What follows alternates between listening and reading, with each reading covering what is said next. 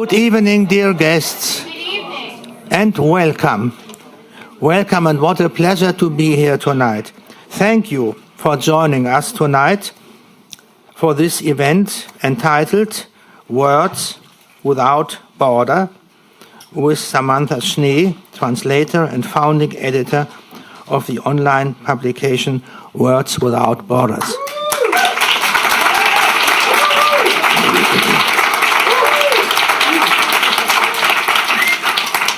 You will be disappointed to see me here today because you had expected Daniel Benjamin. He gives his very, very best wishes to our session here. He's in New York, and he is in New York for the Academy because the Academy has its 25th anniversary there for the Fellowship Foundation, and he gives our best wishes to this evening, and he has asked me to replace him, not always, only for this hour.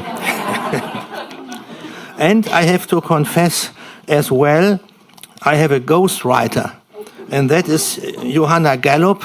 She has formulated.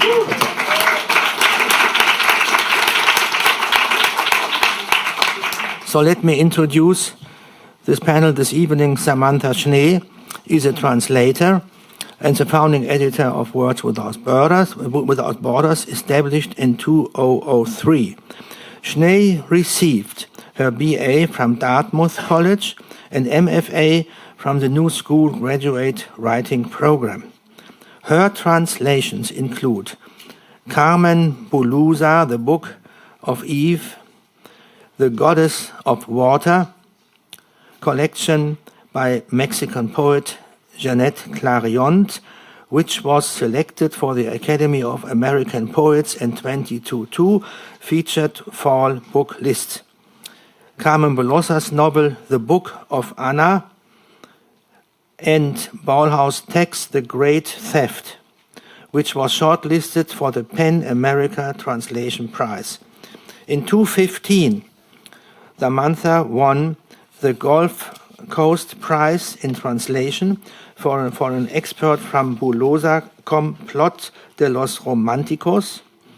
She is a trustee of English PEN, where she chaired the Writers in Translation Committee from 2014 to 2017, and she currently serves as secretary of the American Literary Translators Association. Right or wrong?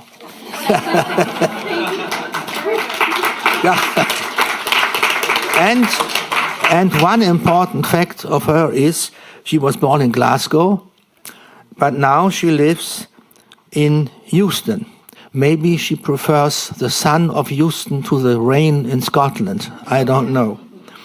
She received the fellowship that I have the honor to support as well, to work on an English translation of her book Winterlights by the Basque writer Irati Elorrieta. This novel was awarded the 2019 Basque Prize for Literature. The author herself co-translated the novel from Basque to Spanish, and Samantha is working from her Spanish edition. I am excited that Irati Elorrieta is here tonight, and that we will hear more, not just about the novel, but also about the collaboration between translator and author. It is still often claimed that the job of a literary translator, or any translator for that matter, is lonely. Indeed, to translate a novel does usually involve months of grappling with words and solitudes. Now I go off my ghostwriter to mention there was a famous German poet, Gottfried Benn, lived here in Berlin, and from him is a very, very famous line about the loneliness with words. If you are a writer or if you are a translator, you seek words, you sleep and wake and you die with words. It's the loneliness of words, and that is what a translator. But Germany, by the way, historically, has always been a country of great translators, starting with Martin Luther, who translated the Latin Bible into German and thus formed the modern German language. Or think of our famous translators of Shakespeare in the 19th century, Tieck and Schlegel and Tieck made great Shakespeare translations. Or Hans Wollschläger, a cousin of my wife, translated Ulysses into German. So translation in Germany has always been a very, very important thing, and we will hear more about that. It's much more than collecting words. But I have not too much time here, so let me go on. Translators enjoy and profit from in-depth look at each other's translation practice and from studying others' approaches. So it does not surprise me that a discussion of the joys and challenges of translation is the format Samantha chose for tonight. She has invited 3 fellow translators who are no strangers to Berlin literary community, Katy Derbyshire and Mui Poopoksakul, and Saskia Vogel. Welcome. You will find the biographies of these talented translators in the booklets that are on your seats, and Samantha will briefly introduce them from the stage in a short while. After a brief opening talk, we will have a discussion and readings, and afterwards you will have the chance to ask questions. If you are with us at the Academy, please raise your hands to ask questions and wait for the microphone. If you are joining us via Zoom, please type your questions on the question and answer part of the Zoom platform. And now, without further ado, Samantha, the floor is yours.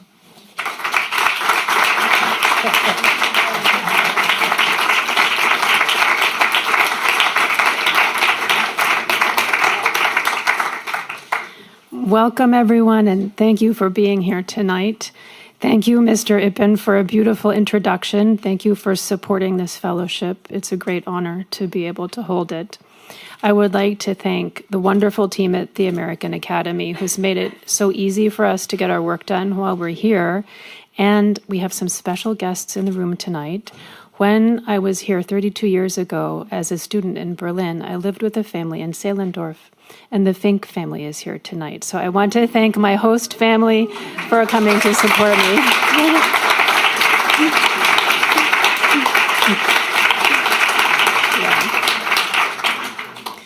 Lastly, I need to thank my husband, Michael, who came all the way from Abu Dhabi for this talk.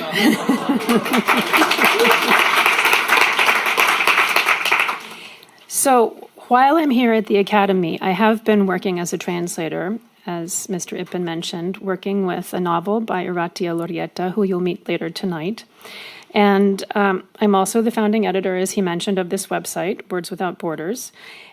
Tonight, I would like to provide you a brief overview of the website. And then, since we have a rich literary culture here in Berlin, I have 3 amazing translators who are contributors to Words Without Borders who are going to share their most recent work with you. And we'll do a sort of roundtable format presentation, closing with Irati reading a little bit of her novel, and then I will read a little bit of my translation. But to start, I would like to sketch for you the landscape in which Words Without Borders exists. This chart in gray is showing the major world languages on our planet, and the blue bars are showing you the number of titles that are translated from those languages into English during the period 2008 to 2020. What's remarkable to me about this graph is the European dominance. You can see Spanish, French, German, and Italian are outstripping all of these other languages. And, you know, what's quite problematic is that here you can see Hindi, Urdu, we've got Tamil and Vietnamese, with virtually no representation at all in the English language as books. So Words Without Borders goals are threefold. One is to help the writers who are working outside of English access the Anglophone market, which is the largest book market in the world. 2 is to help readers encounter more diverse cultural perspectives. And 3 is to foster a more diverse global literary canon that is reflective of and accessible to everyone. I'm a little bit nervous about the tech because this is the maiden voyage of this computer. So if it messes up, just bear with me. But this seems to have worked. So this is Naivo. Now, Naivo has written a novel called Beyond the Rice Fields. And in 2015, Words Without Borders published an excerpt from Naivo's novel, which led to the publication of that novel in 2016. It was thanks to Francophone translator Alison Charette, who spent months in Madagascar familiarizing herself with its writers and their work. This was the first novel from Madagascar to ever be translated into English. Now, Madagascar's population is 30 million people. Compare that to Sweden, for example, which has a population of roughly 11 million. Here, in column 6, you can see between 2008 and 2020, 339 novels were published from Swedish. And as you can see, we have basically quite wealthy countries who are exporting their cultural products, and the less wealthy ones just aren't able to. What that means is that what we are able to read in English is the result of enormous trade surplus. Now, when I say trade surplus, you might think that that sounds like a good thing, but I submit to you tonight that in the case of literature, it's impoverishing not only the US readers, but the wider world as well. All of these countries have cultural institutes that facilitate the cultural exportation of their national creative output, art, film, and literature. And as we saw on the first slide, less wealthy nations that cannot afford that kind of promotion generally do suffer a near total lack of representation. As an aside, when you add all of these together, and the list goes on beyond 15, you'll get approximately 3% of all of the books that are published in a given year in the US. And that, as a point of comparison, since we're in Germany, I looked this one up with Johanna's help, about 15% of the titles that are published annually in Germany are translated from other languages. So, who is publishing translated fiction in the United States? What's interesting to me about this breakdown is that the pie chart is essentially inversely proportional to the total number of books that are published in a given year. In other words, the conglomerates, or what we now call the Big Five, which are represented by that lighter green portion, 25%, are producing approximately 70% of all of the books in the market, with the indies and the university presses producing the remainder. So I want to show you, just as a little kind of fun exercise, if I can get this to work, what the Big Five are. These are, on the left side here, you can see all of the imprints that are owned by Penguin Random House, which, as you know, is a German publishing company. It's a German-owned by Bertelsmann, a media conglomerate. HarperCollins is owned by News Corp, founded by Rupert Murdoch. Again, all of those imprints. Macmillan is the von Holtzbrinck Group, another German conglomerate. Simon & Schuster is an interesting one because last year, the potential acquisition by Penguin Random House to acquire all of these imprints was blocked in the US by antitrust authorities, and it was acquired in the end by a private equity group called KKR, which some of you may have heard of, for $1.5 billion. Last but not least, here is Hachette. Hachette is French-owned by Lagardère. So I just want to kind of paint that for you, that it's clear where the power is in the publishing infrastructure. That's the Big Five. Let's talk about the indie publishers. This is a sampling of Nobel laureates published by Words Without Borders. The first date is the date that they won the Nobel. The second date is the date that they appeared for the first time in Words Without Borders.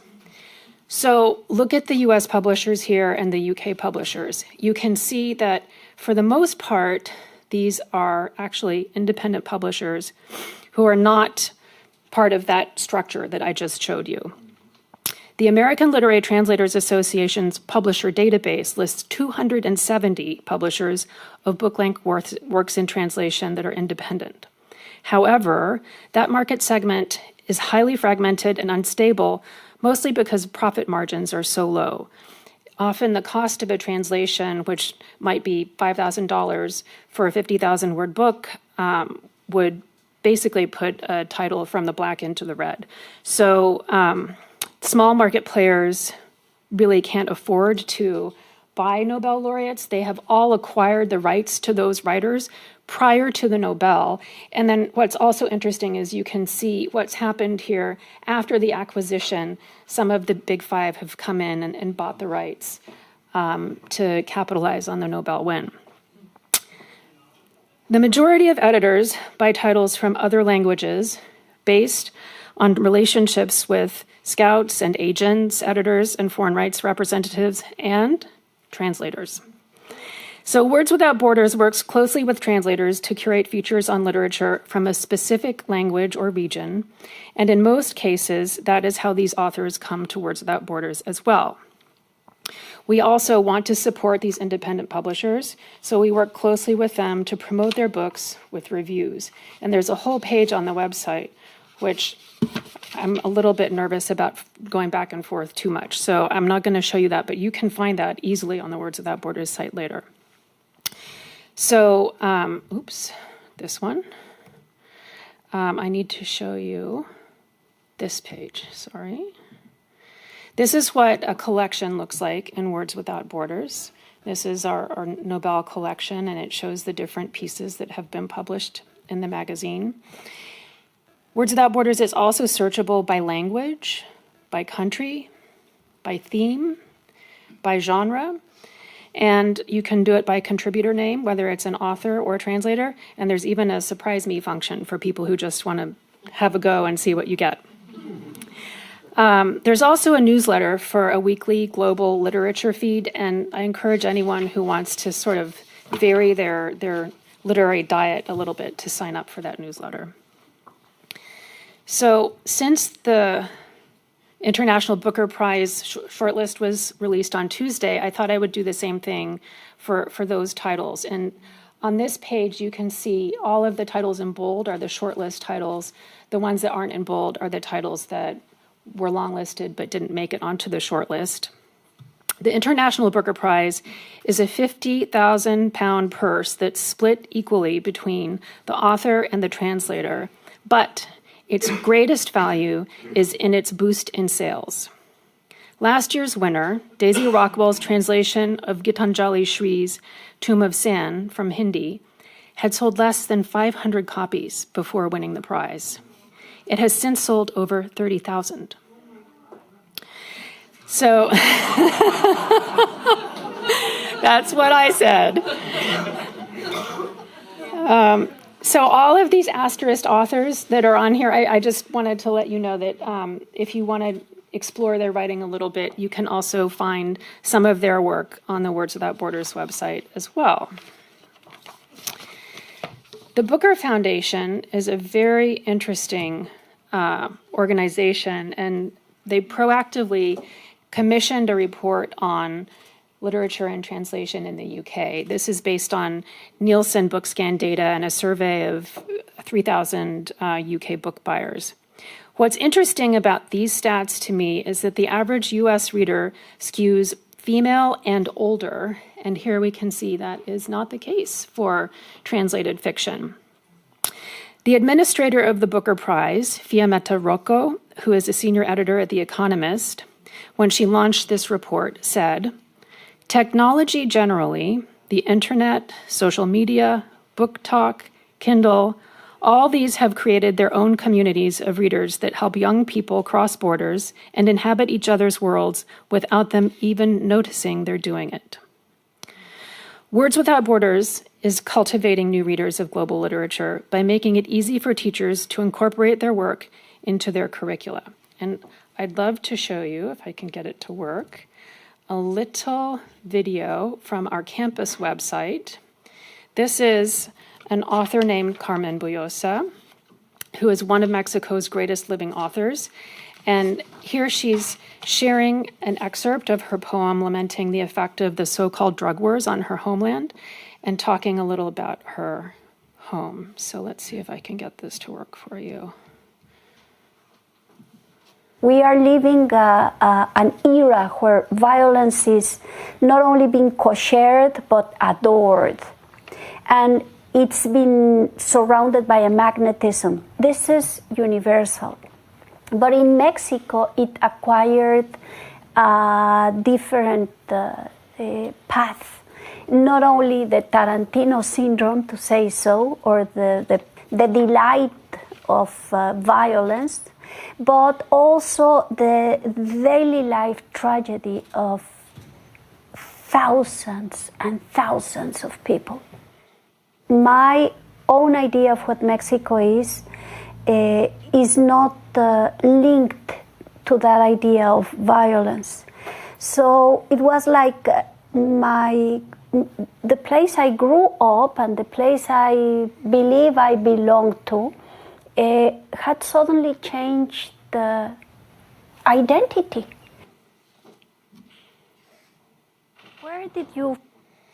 So I won't use more of that video, but she goes on to read part of the poem.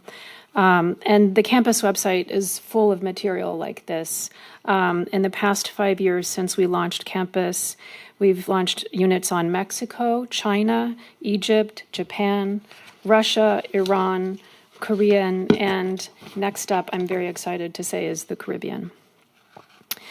So, like Words Without Borders, the campus site is free to use to educators, but here's your hot tip for tonight. It's also free for non-educators, and you can register to access the content just by putting your email address in. So, now I gotta go back to my main frame. So that's basically Words Without Borders online, what I've quickly showed you. I hope you'll visit the site and or follow it on social media if you do social media. But now I would like to switch gears and offer you a live taste of Words Without Borders work. First, we're going to hear from Mui about the understory, and I have to change this. Can I do that? Yes, here is her book. So published last month by indie presses Deep Vellum in the US and Pyrini in the UK, Mui's translation of The Understory received starred reviews in both Publishers Weekly and Kirkus.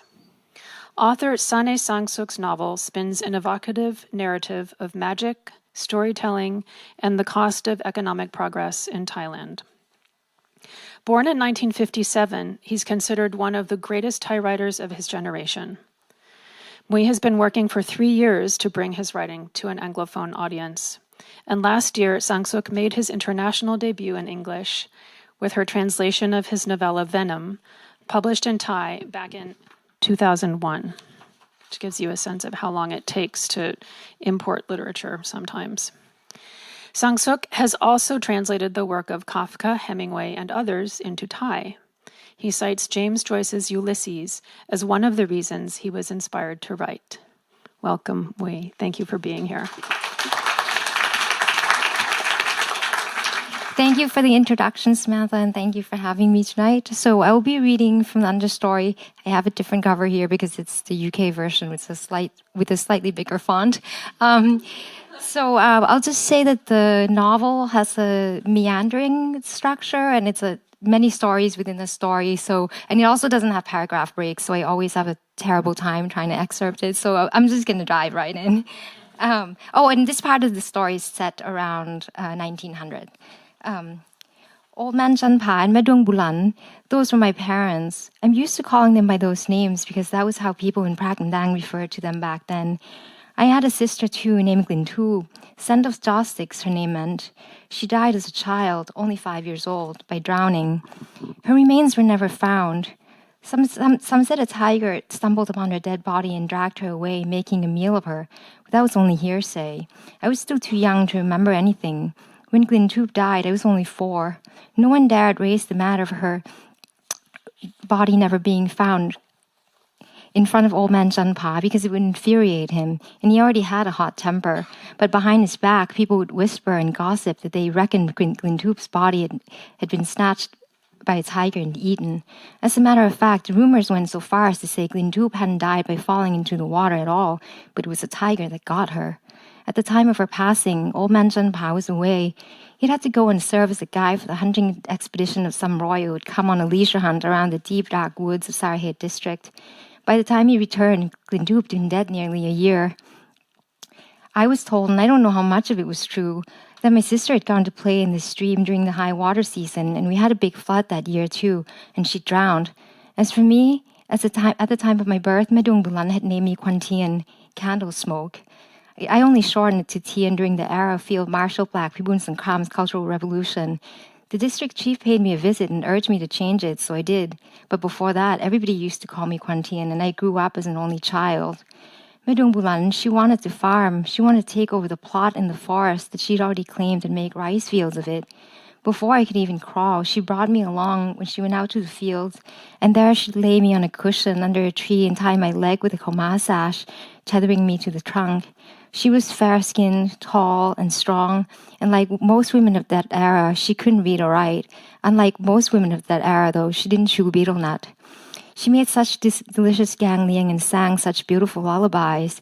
I still have those memories of her today. She was the guileless, reserved, melancholy woman dreaming of a stable life, and she had her heart set on converting forest land into fields. Old man Zhenpa, however, had different ideas.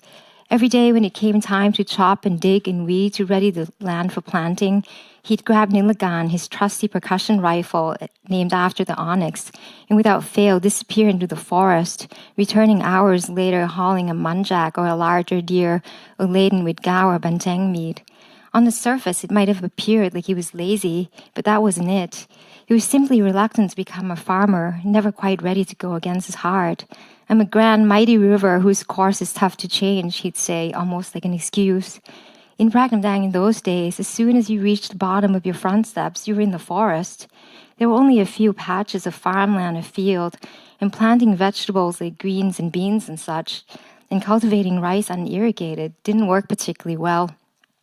Usually elephants or bears or monkeys or boars or birds came and interfered. There was one year when Medung Bulan appeared set for an ample harvest. I'm going to skip down a few lines. Just as she was about to reap the fruits of her labor, disaster struck. Weaver birds, from who knows where, 10,000 of them, I'd say, swooped down and devoured the crop in one go. They left her only with bare straws. She didn't even get a full sack of rice. Old man Zhenpa, beyond pleased, rubbed it in her face. See, what does farming get you? But Medung Bulan refused to admit defeat. The following year, she planted new seeds and started farming all over again on dry land. She dug holes, depositing 4 seeds into each of them, one for the beetles and the bugs in the soil, one for the crows, one for the monkeys and lemurs and such, and one for the person who did the planting. And her rice sprang up in lush, fluttering bunches, flourishing in the rain. Medung Bulan, pointing for me to look, said, "Behold, Mepposop's miracle." Mepposop is the goddess of rice. Rice is a curious plant when you think about it. It never fails to grow. It might stall if deprived of rain, but given rain, it will grow in a hurry. And if weeds don't smother it too badly and the sky isn't too unkind, you can be sure you'll see ears of it cropping up. It's a plant that truly agrees with Siam's climate. That's why people worship Mepposop and bow down before her, and why farmers regard themselves as Mepposop's children. So you see, I grew up with a split in my heart. On the one hand, I yearned to be a farmer, yearned to tame forest land and cultivate rice with Medung Bulan. But on the other hand, I wanted to become a formidable huntsman like Old man Zhenpa. Thank you.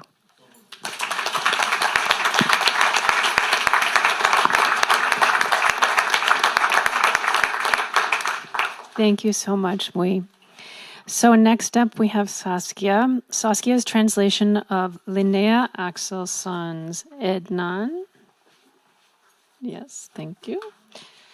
Also received a starred review in Kirkus. Published earlier this year by independent press Pushkin in the UK and in the US by Knopf, an imprint of Penguin Random House.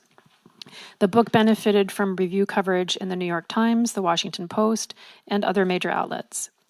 When it was first published in Swedish in 2018, it won the Svenska Dagbladet Literature Prize, as well as the August Prize for Best Fiction. Axelsson's epic poem is written in the style of the Scandinavian sagas and portrays the Swedish government's treatment of the Sami, a reindeer-herding people indigenous to the Arctic, which echoes the experience of indigenous peoples around the earth. Welcome, Saskia. Thank you so much.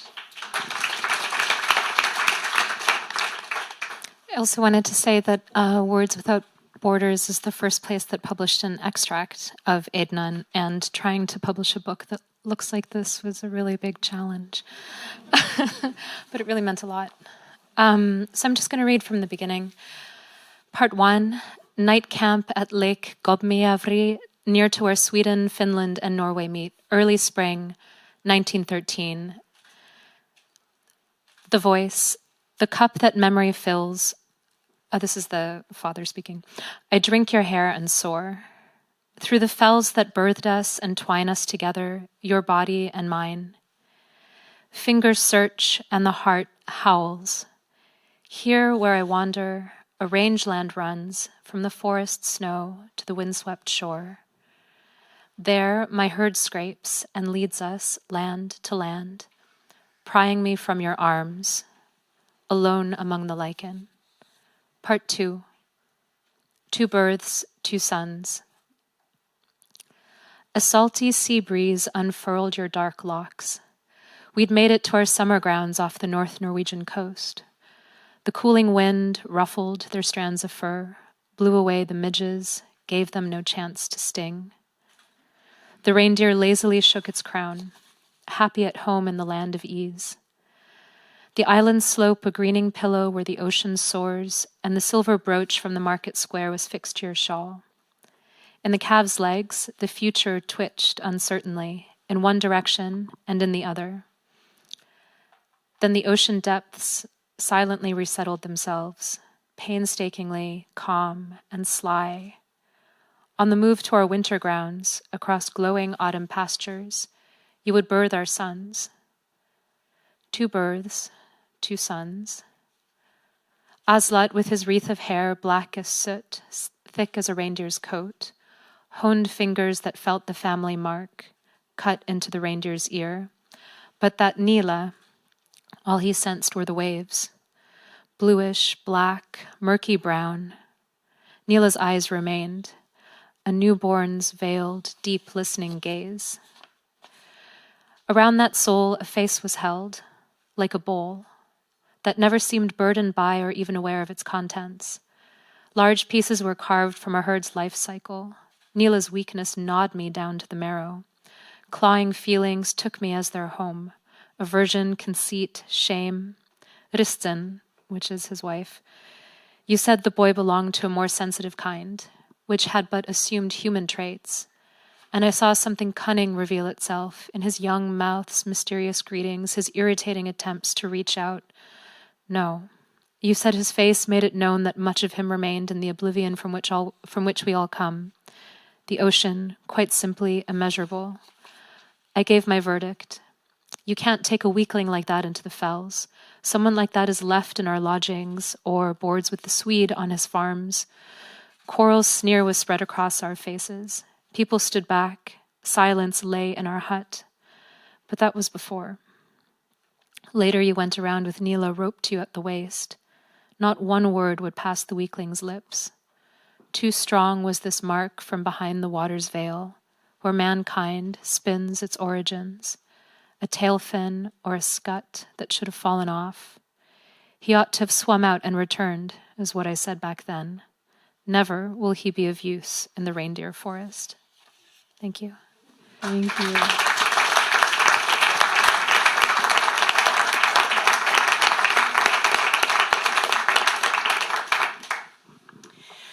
So the Germans in this room have surely heard of Clemens Meyer, whose debut novel, While We Were Dreaming, was longlisted for the International Booker Prize and won the Rheingau Literature Prize. Published in German in 2006, the novel did not appear in Katy Derbyshire's English until last year, when it was released by Fitzcarraldo, a UK independent press that is 10 years old. It's the one that I pointed out on the Nobel slide. These are, the press focus is on ambitious, innovative, and imaginative writing by little-known and neglected authors. And in just 10 years, 4 of their authors have gone on to win the Nobel Prize: Alexievich, Tokarczuk, Ernaud, and Fosse. Fitzcarraldo's distinctive blue and white covers have in a short time become a mark of literary excellence. Meyer's second novel, also translated by Katy and published by Fitzcarraldo, titled Bricks and Mortar, was longlisted for the International Booker Prize and shortlisted for the Best Translated Book Award. Thank you for being here, Katy.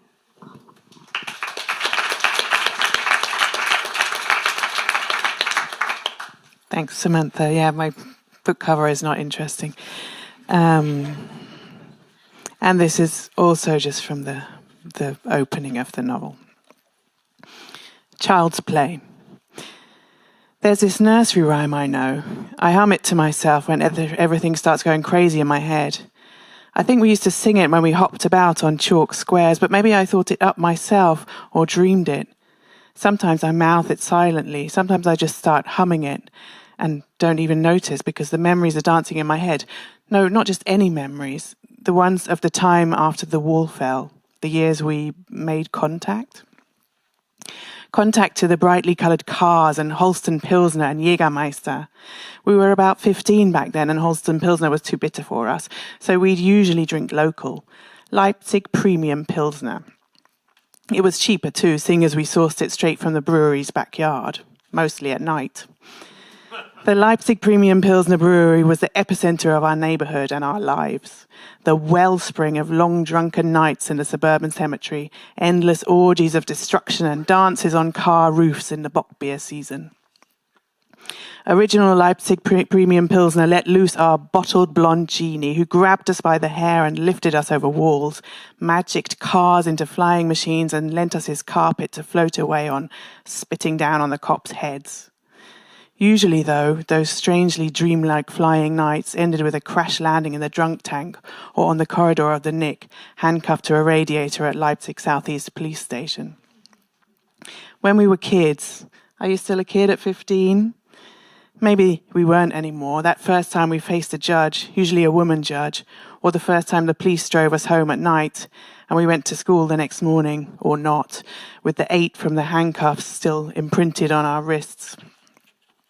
Our skinny wrists.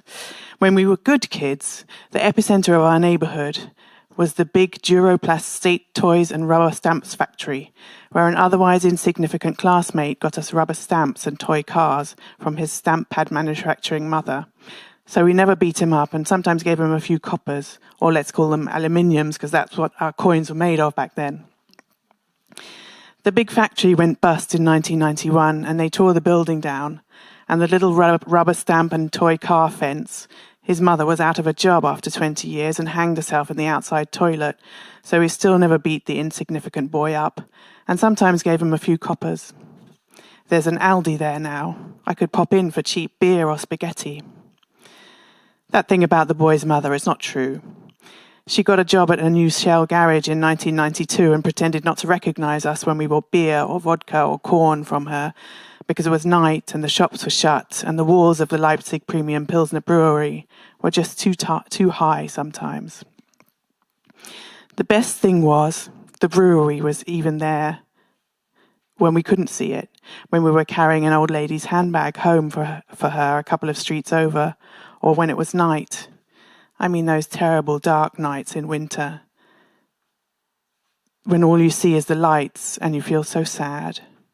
Or when we closed our eyes as we drove past. The big old Leipzig Premium Pilsner Brewery was there. We could smell it. It smelled so fucking great, it really did. Tangy like hops, a bit like tea, only way better. When the wind blew the right way, we could smell it for miles.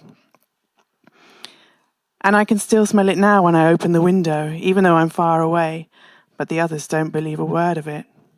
And how would they know anyway? I haven't told them. And when we're lying in our beds on sleepless nights, I bite down on the corner of my blanket to stop myself telling tales of those wild times. On nights like that, I often think of Alfred Heller, the kid we called Fred. He had a face gone greyish-blue from all the drinking, like ripe Stilton.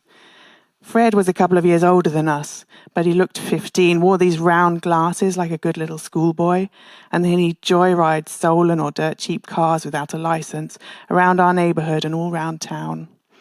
Sitting in a car with him was weird because there was hardly any space, too many beer cans on every surface, and we did the craziest things on our nights out with him. Something happened to us when we got in a car with Fred. Something made us lose all inhibitions. We felt this absolute freedom and independence we'd never known before, and we yelled it out. It was like the witch with 5 cats who lived next door to me had cast a spell on Fred's beaten-up cars. Sometimes we used the rolled-down passenger window as a surfboard, holding onto the roof with one hand.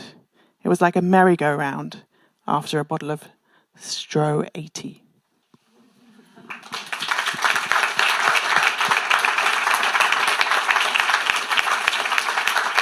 Thank you very much, Katy.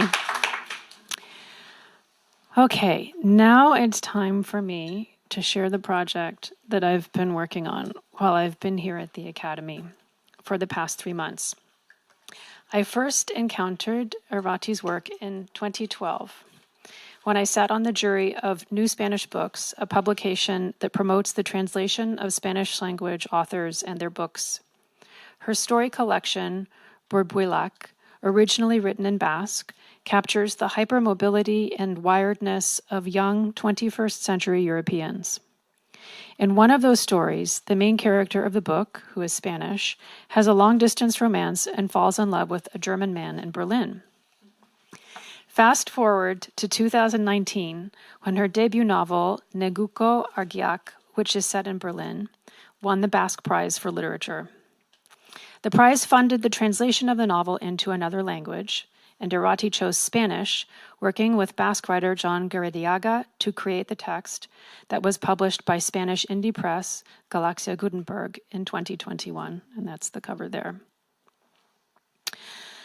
At the London Book Fair that year, Irati's agent gave me the Spanish edition, and I completed a sample chapter, which World Literature Today published in 2022. Because Berlin plays a major role in the novel, I applied for a fellowship at the Academy to be able to work directly with Irati on completing the translation. Since January, we've been meeting weekly at cafes in the city center and will complete a draft of this 288-page novel by the end of the semester in May.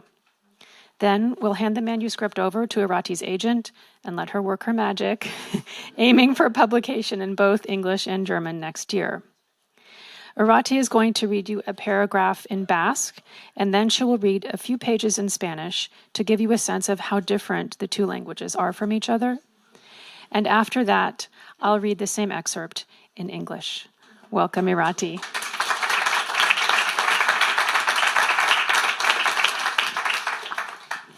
Thank you.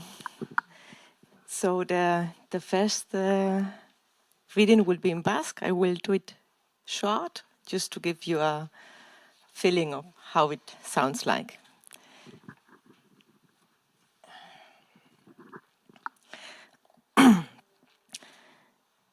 Atxabiribil hondartza isten duen aitzaren tolesturetan gora egiten du olatuen aparrak. Labarraren gainean sopelmar urbanizazioa. Bikote izan litezkeen bi paseatzaile hondartzaren handitasunean. Elkarrengandik hurbildoaz. Elkar ukitu gabe. Bi silueta bereizi. Bata, ainez, oinutsik. Bestea, bere bikotekide estena oinetakoekin. Inoiz ez zait gustatu jantzita egonik hondartzan zapatak kentzea. Berbetan doazela dirudi, baina ainezen buruan haizeak eta itsas horroek estaltzen dituzte beren hitzak. Eta nik ere, enuke jakingo esaten zertaz hitz egin genuen paseo luze hartan. Badakit, inoiz elkar ukitu ez bagenu bezala ibili ginela elkarren ondoan. Elkar ukitzeko kontu handiz. Baita elkar ukitzeko beldurrez ere. Eta elkar ukitzeko desioz. Bai bata eta bai bestea, bere siluetaren barruan zurrun, ainezen memoriako irudiak erakusten duen bezala. Eta gogora ekartzea merezi ez dutelako, biok ahaztu ditugun hitzak airean utxalduta.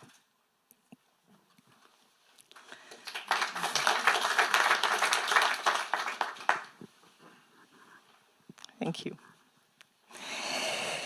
In Spanish.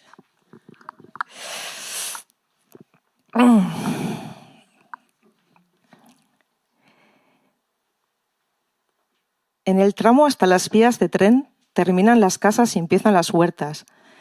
El hedor de las ciruelas podridas que han caído al suelo se le une el del carbón, que viene de las chabolas. En el paso subterráneo bajo las vías del tren, los plásticos se entremezclan con la hojarasca. Hay restos de muebles mojados, un televisor. Al otro lado se sumergen en un túnel de hojas naranjas. A pocos centímetros de tus cabezas se juntan las ramas de uno y otro lado. Swan también coge con una mano el brazo de Agnès y sujeta la bicicleta con la otra.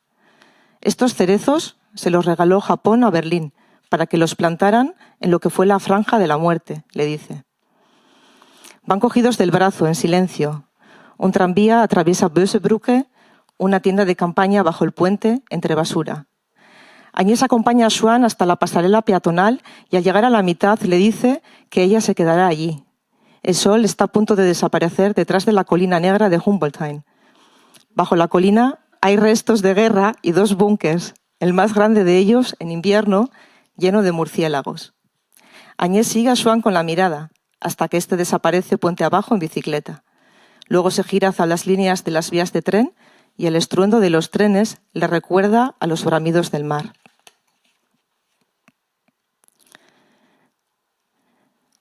La espuma de las olas asciende por los pliegues de la roca que cerca la playa de Achabirivil. Sobre el acantilado, la urbanización Supermar. En la inmensidad de la playa, 2 paseantes que podrían ser una pareja.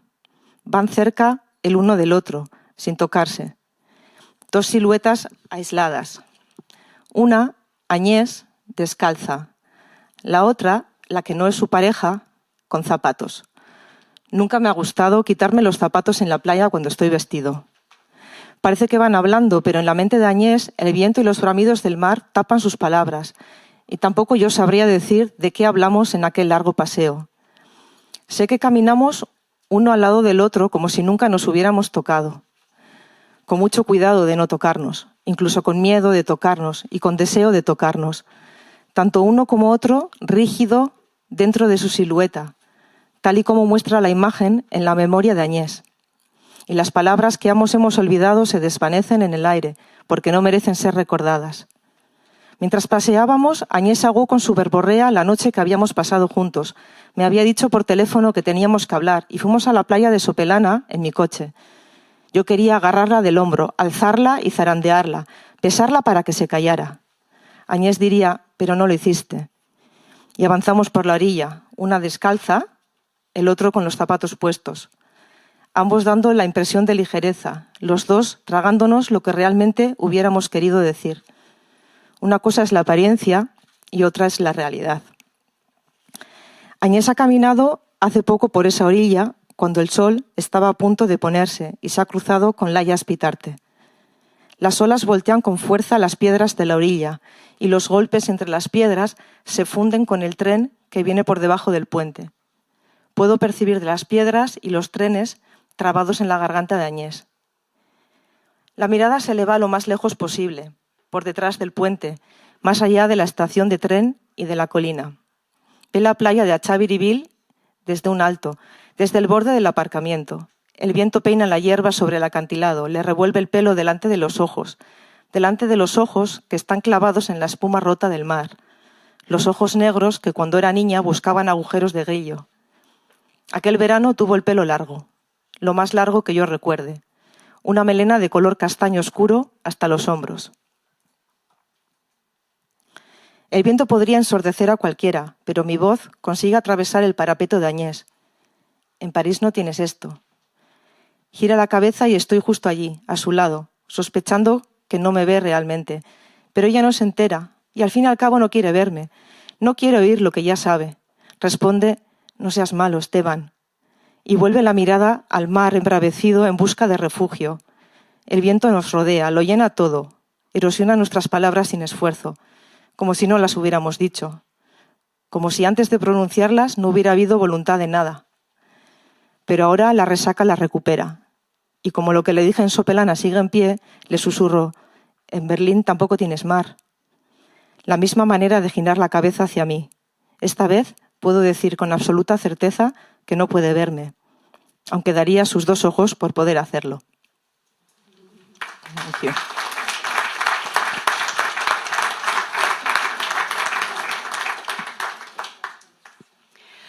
So, just to give you a background about what you're going to hear now, Chapter 7 features the protagonist, Agnès, who moved to Berlin, and her best friend, Xuan, who is an immigrant from Vietnam. And then that flows into the beginning of Chapter 8, which is narrated by Esteban, who's a friend of Agnès, who, it's not clear for most of the novel, either fell or jumped from a cliff on the coast where they grew up in Spain and died. She's being haunted by his ghost, or you could say that perhaps his ghost is a manifestation of her own regrets. Irati and I chose this section to give a sense of both parts of the book, the part that's in Berlin and the haunting by Esteban, and also to show how they intertwine. So, Chapter 7. Kugelbahn had been shuttered for 2 years when Laszlo, Swan's downstairs neighbor, discovered it in this no-man's land of shadows and loud trains. Swan points to the boxy shape between the last 2 buildings on the street. It's half hidden by vines. It looks like a relic from the 50s that hasn't changed at all, except for the sign. Its glass facade reveals a renovated bar within. Laszlo removed the old plastic tables and slot machines and demolished the interior walls. Everyone told him he was crazy, but now it's busy most nights, and recently he started to serve breakfast on the weekends. That's why Swan has brought her here. While they ate lunch, he explained that you have to endow a city with your presence to make it your own, spread out like a virus. If she's going to live here, she should find a job and interact with people instead of living off unemployment and doing the occasional translation.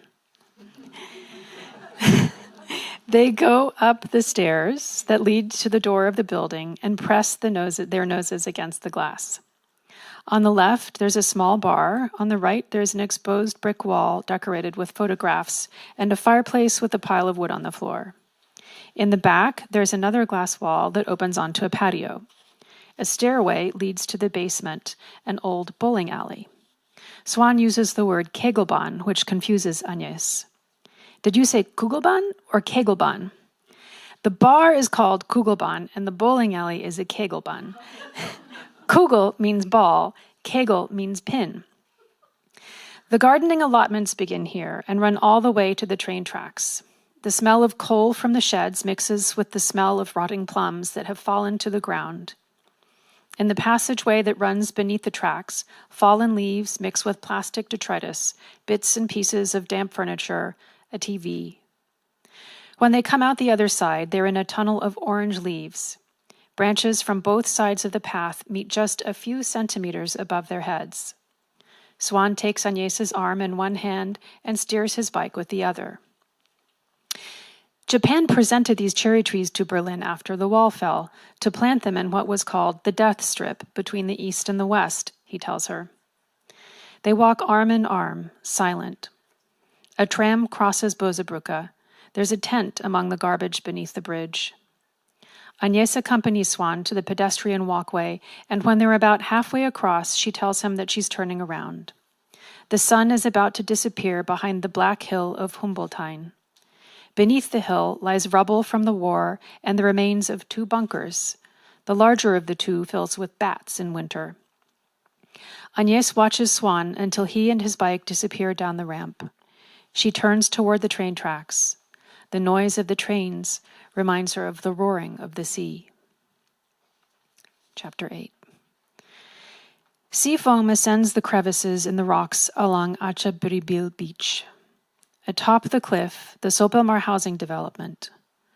2 people, possibly a couple, walk on the immense beach. They're close but don't touch, 2 isolated silhouettes. One, Agnès, barefoot. The other, not her boyfriend, wearing shoes. I have never liked taking my shoes off on the beach when I'm fully dressed. It looks like they're talking, but in Agnès' mind, the wind and the roaring sea have swallowed their words. I can no longer recall what we discussed on that long walk either. I know that we walked beside each other as though we had never touched, careful not to touch each other, even frightened of touching, but wanting to touch, each as much as the other, such stiff silhouettes, or so it seems in Agnès' memory. We've forgotten the words we spoke as if they have evaporated into the air, because they're not worth remembering. As we walked, Agnès drowned the night we spent together in words. She had called me and said we needed to talk, so we drove to the Sopelana beach in my car. I wanted to grab her by the shoulders, lift her up and shake her, to kiss her to get her to stop talking. Agnès would say, "But you didn't, did you?" So we walked along the shore, one of us barefoot, the other in shoes, both acting cool, both suppressing what we really wanted to say. Appearances are one thing, reality is another. Agnès recently walked along the same stretch of shore at sunset, and she ran into her old friend, Laia Azpitarte. Powerful waves turn the stones on the beach, and their crashing sound blends with that of the trains passing beneath the bridge. It seems to me the stones and the trains are caught in Agnès' throat. Her gaze is lost in the distance, across the bridge, past the train station, and over the hill. She sees the Achabiribil beach from above, at the edge of the parking lot. The wind combs the grass on the cliffs and blows her hair into her eyes which are staring at flecks of sea foam. Those black eyes that, when she was young, searched for crickets. Her hair was long that summer, the longest I can remember it being, a mane of dark chestnut falling to her shoulders. The wind would deafen anyone, but my voice succeeds in breaking through to Agnès. You don't have this in Paris. She turns her head and I'm right there beside her, thinking that she doesn't really see me. She doesn't notice, after all. She doesn't want to see me. She doesn't want to hear what she already knows. She replies, "Don't be mean, Esteban," and looks back at the angry sea to escape. The wind surrounds us, filling everything, eroding our words effortlessly, as if we had never spoken them, as if we had no desire for anything at all. But now the undertow is bringing them back. And since what I said in Sopelana long ago is still true, I whisper to her now, you don't have the sea in Berlin either. She turns her head toward me exactly the same way. This time I can say in all certainty that she cannot see me, though she'd give both her eyes to be able to. Thank you.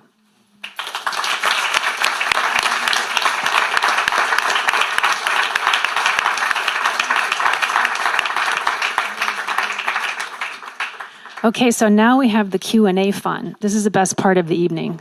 You get to ask us anything you want to about translation. If you don't have questions, I'm going to ask them questions. But I encourage you to do it because I know we're on a timeline and we'll run out of opportunities for you to ask your questions. So, anyone? Or do you want me to start? Aha, there's one.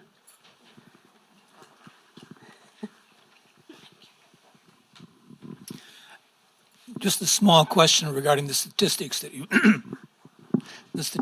you showed earlier about the number of translations from lesser known languages into English. The one number that I didn't see there, and I just asked this for context, is how many works are being produced in those underrepresented countries? Is there a falling off of the number of works being produced so that the result is also less impressive?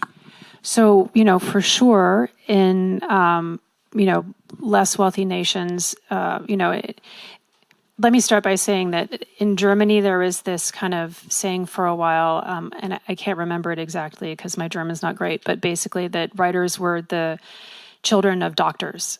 And the point that that's making is that, it's often a fairly elite occupation. It's not something that you can make a great living off of unless you have an ancillary job like teaching or working at a magazine as an editor, journalism, what have you. So for sure, the short answer to your question is yes, there are less works being produced in some of those countries. However, I would argue that's not a reason to not try to see what is being produced. And furthermore, I cut a lot of stuff out of this presentation because I wanted to kind of get to the literature and share with you the amazing stuff that we publish. But, until very, very recently, for every woman author that was translated from another language into English, there were 2 male authors that were translated. And that, I think, is part of the same problem, which is in some nations, mostly the writers tend to skew male. So there are perhaps fewer female authors in some nations. Again, I would say that doesn't mean we shouldn't try to find those female authors and publish them. And one interesting thing that happened about 10 years ago, a really fantastic translator from French who's based in Switzerland came up to me at the London Book Fair, and she said, "Where are the women in translation? Why is it that we have 2 men published for every woman in translation?" And I said, "That's a great question. Why don't you write a piece about it?" So she wrote a piece that we published in 2013, and that catalyzed 2 other translators to launch a program called Women in Translation Month. So every August in the US, bookstores and translators collaborate together to try to promote the titles specifically of women authors who are translated into English. And just by raising the awareness of the fact that we had such a skewed representation over the past decade, the numbers have almost evened out. So, now it's more like for every female that's published, 1 male is published.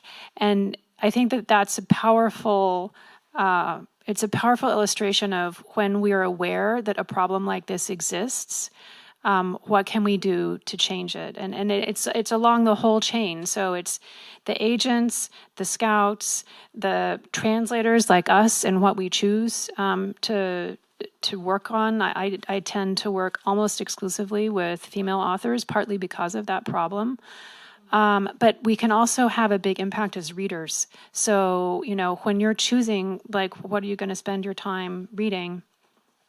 I would say, use something like Words Without Borders to, kind of get out there and try to vary your literary diet a little bit so you're making educated choices about what you're reading as well.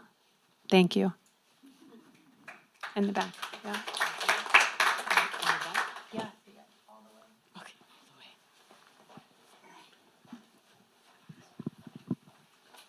way. Hi, thanks so much. Thanks, everyone.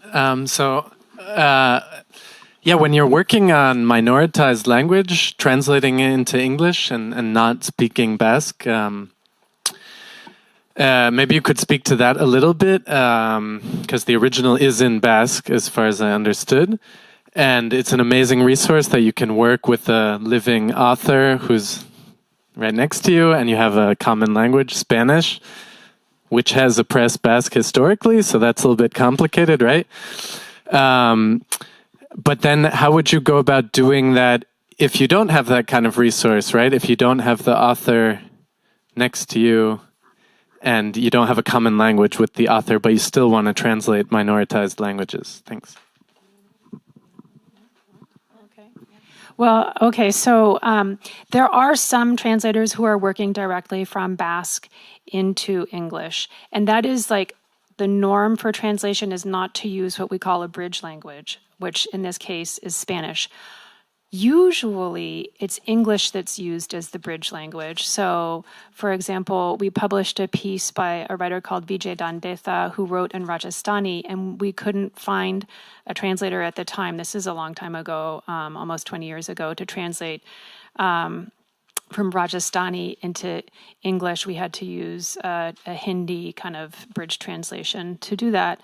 And I think, for me, what I have noticed, and we haven't talked about this at all, but I think, in one of our meetings, it would be interesting to talk about the difference between the Basque language and what you experienced as a translator when you were translating it from Basque into Spanish, because you said something to me last week about this. Do you remember what you said?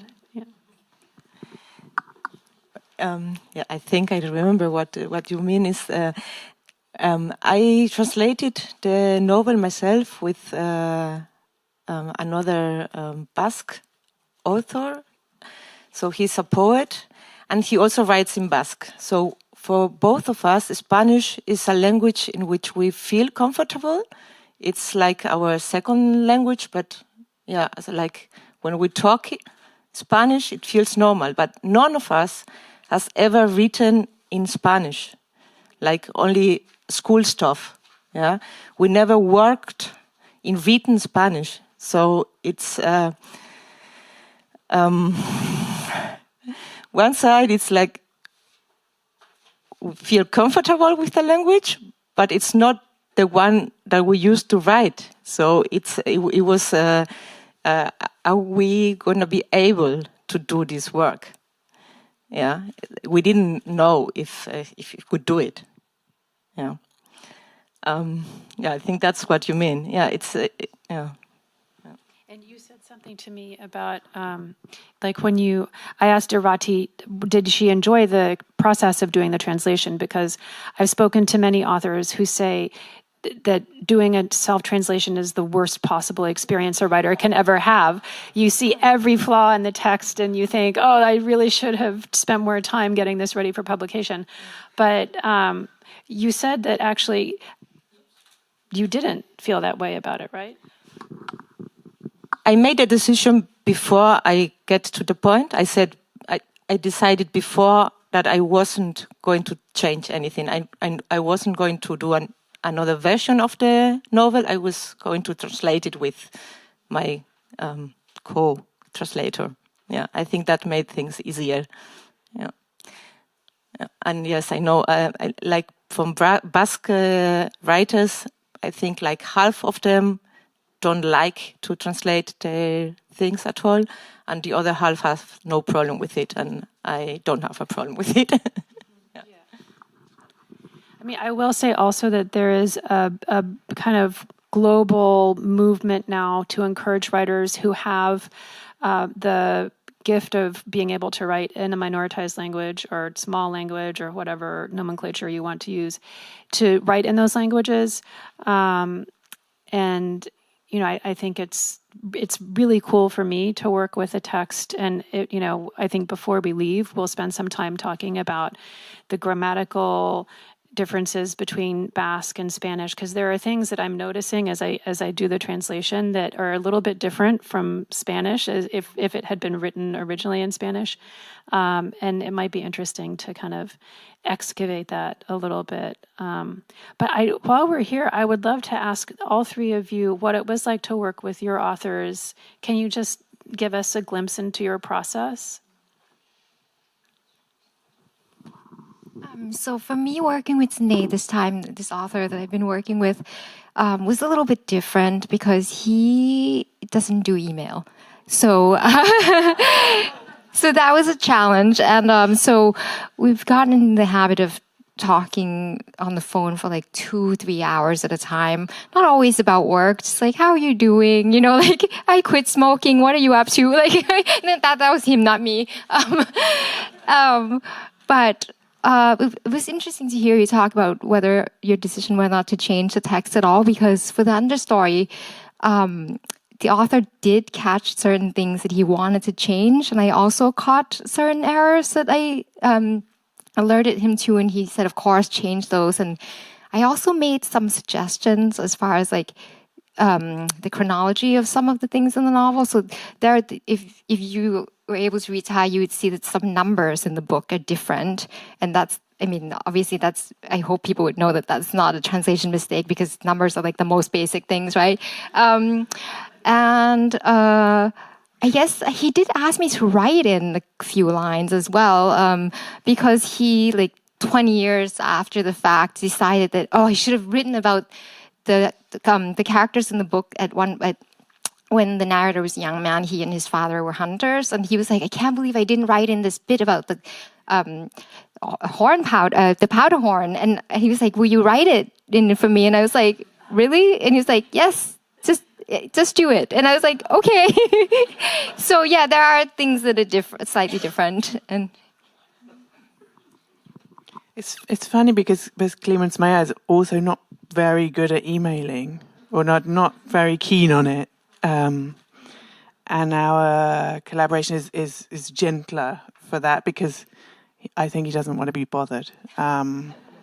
So I do take a lot of liberties. That little bit that I read about the coins being made of aluminium, and I don't think that was in the original. I think I might have just snuck that in. I thought it was very funny. I take more liberties with him than with some other writers who are more involved.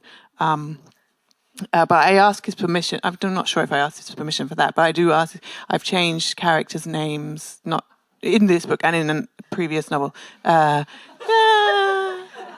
Where the names were very important to the meaning of their names was important. So he's quite trusting. It's good. It's good. It's a good relationship that we have. Yeah.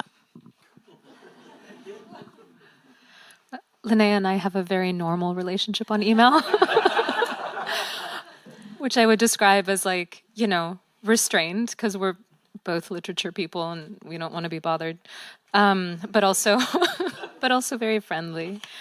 We actually worked on this text in person as well. I was doing a residency at Princeton specifically because I knew I needed a lot more time, and they so generously provided the resources to bring her over. So we worked on this together, in part because it's 760 pages in Swedish, and we needed to get it shorter. And so most of that is formatting changes, but there were also bits in here, for example, I think there's this great restraint to the text and working between things like it's not assumed that the Swedish-speaking reader would recognize any of the Sami words that are scattered throughout the text, or even the Sami place names. So balancing that kind of knowledge that would be like a blank space of knowledge for the average assumed reader in Sweden, and bringing that over for like an American readership to contextualize enough. For example, in the beginning with the kind of, it was just night camp at Gobmejavri, early spring 1913.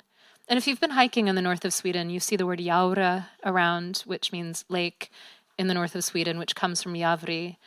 And I don't really love doing this, but so it goes Lake Gobmejavri, so Lake Gobme Lake, which always drives me crazy in translations, but is sometimes a necessity. So we did a little more telegraphing, but had to communicate it in that, as a matter of a kind of a word here or there to telegraph so much history, like American soldiers that had skipped out on Vietnam ending up in the north in 2 words. So it was a real challenge, and working with the author was just you couldn't have asked for anything more. Okay, one last question there in the back. Okay. We're making you work tonight, Johanna. I'm sorry for all the back and forth. I have one simple question. How would you explain that the English language publishers, readers, don't like to read foreign books by foreign authors? Or what's the reason that this market is so small for foreign authors, like in no other country of those dominating languages? So part of my my presentation tonight was intended to show what I think is one of the main problems, that the choices that are being offered by the publishing infrastructure are quite limited. And ultimately, I think it's it's a financial issue that because in general the publishing industry margins are so low that, you could have, a book by someone like Stephen King, who's a regular bestseller. His book sales and that profit will support many, many other titles by many, many other authors, which are losses. And there are a lot of complicated reasons for that I won't go into. One of them is this crazy idea of returns, which is a bookstore can order 60 copies of a book, and then if they've only sold 10, 6 months later, they can send you back the other 50 to you, the publisher. And there's no other business in the world that really operates like that. But that's just the way publishing has always worked. And, infrastructurally, I think it's going to be very difficult to change that. So I made a reference to this in the presentation that, a translation is an incremental added cost to the publishing a book. And if you have a text of 50,000 words and you're going to pay the translator $5,000, the margins are so slim that really can turn a profitable book into a loss. And that it's not a sustainable business model for anyone. So you really need to have, if you're a large publisher, you can afford to take more risks. Ironically, as I showed you tonight, they take less risks because they're being more fiscally conservative, whereas the indies are taking more risks. And if they, for me, where is the interesting writing really happening? It's the readers like the ones who we've heard from tonight. It's stuff that it's potentially hard to find. So there are many reasons, and I don't want to bore you all with more and more reasons. I'll just say I don't think it's necessarily a reader interest problem. And that's why I showed you that final slide about the Booker Foundation. I would love for the Whiting Foundation or some U.S. foundation to fund a similar study on U.S. readers, because I don't believe that U.S. readers aren't interested, despite the fact that the U.S. is geographically isolated, despite the fact that almost the entire country is monolingual, with one big part of the population accepted. I think we need to do more work on that. But I wish I could end on a more positive note. Samantha, can I cut in? Because what I thought was really interesting about the Booker statistics is that I believe, maybe I'm just getting the numbers muddled up because they're beautiful numbers, that 48% of the readership was under 34. And for British people, that number 48 is rings a lot of bells, because it's 48% of those of us who were allowed to vote voted against Brexit. And I think that if we see this young generation coming up in the UK, whose possibilities have been massively constrained, and they're reading, I'm really relieved that that's happening and that they are actually reading translated fiction. And that's our positive note, folks.